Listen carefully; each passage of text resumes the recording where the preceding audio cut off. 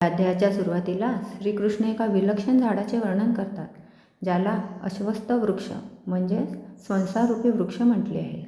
हे रूपक समजून घेणे खूपच मनोरंजक आणि डोळे उघडणारे आहे.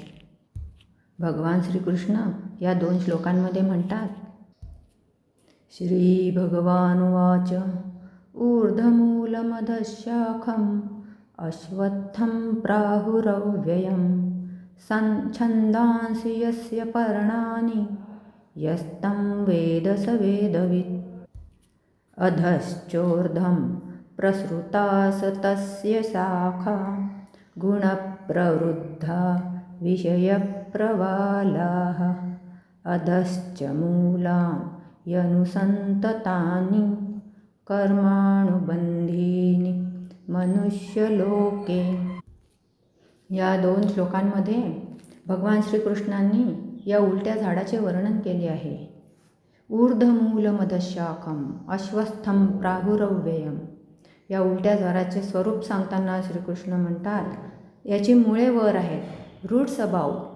सामान्यतः झाडाची मुळे जमिनीत असतात, पण या संसाररूपी वृक्षाची मुळे वर म्हणजे ईश्वराकडे परमात्म्यामध्ये आहे. याचा अर्थ असा आहे की या जगाचा उगम ईश्वरापासून झाला आहे. सोर्स परमात्मा आहे. या झाडाच्या फांद्या खाली आहे, ब्रँचेस बिलो. या झाडाच्या फांद्या खाली पसरलेल्या आहे. या फांद्या म्हणजेच आपण सर्व जीव आणि आपले विचार, वासना आणि कर्म. या झाडाची पाने म्हणजे वेद आहे. झाडाची पाने जशी झाडाचे रक्षण करतात, तसेच वेदांमधील कर्मकांड माणसाला संसारात टिकवून ठेवण्यास मदत करतात. आता हे झाड उलटे का आहे? याचे एक अतिशय सुंदर मानसशास्त्रीय कारण आहे.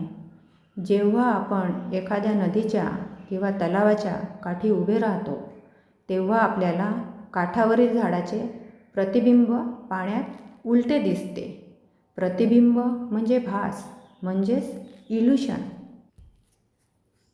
मूळ झाड वर आहे, काठावर, हे सत्य आहे. पण पाण्यात म्हणजेच संसारात त्याचे प्रतिबिंब उलटे दिसते. आपण या प्रतिबिंबालाच खरं मानून त्यात अडकतो आणि हेच आपल्या दुःखाचे कारण आहे. आता या झाडाला तोडायचे कसे? भगवान श्रीकृष्ण या खालच्या 2 श्लोकांमधून सांगतात की हे झाड तोडायचे कसे.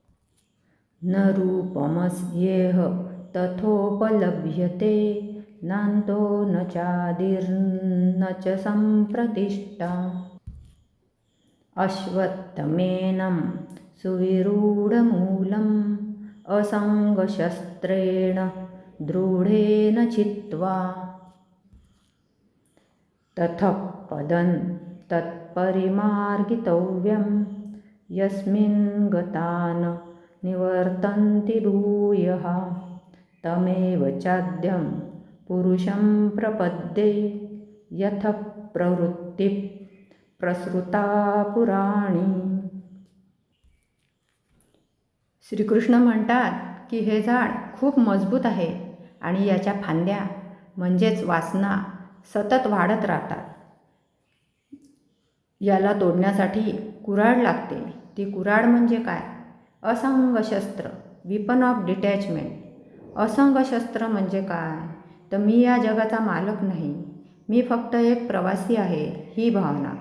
जेव्हा आपण आसक्ती, अटॅचमेंट सोडून देतो, तेव्हाच आपण या संसाराच्या फेऱ्यातून मुक्त होऊन त्या मुळापर्यंत म्हणजेच परमात्म्यापर्यंत पोहोचू शकतो. या रूपकाचा भगवान श्रीकृष्ण काय संदेश देत आहेत बघूया. जसे लाटा समुद्रापासून वेगळ्या नाहीत, तसे आपणही त्या पुरुषोत्तमापासून वेगळे नाही.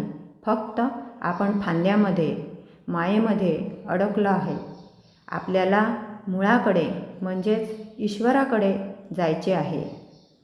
गीतेचा हा 15वा अध्याय दररोज वाचल्याने किंवा ऐकल्याने सर्व वेदांचे पुण्य मिळते असे मानले जाते.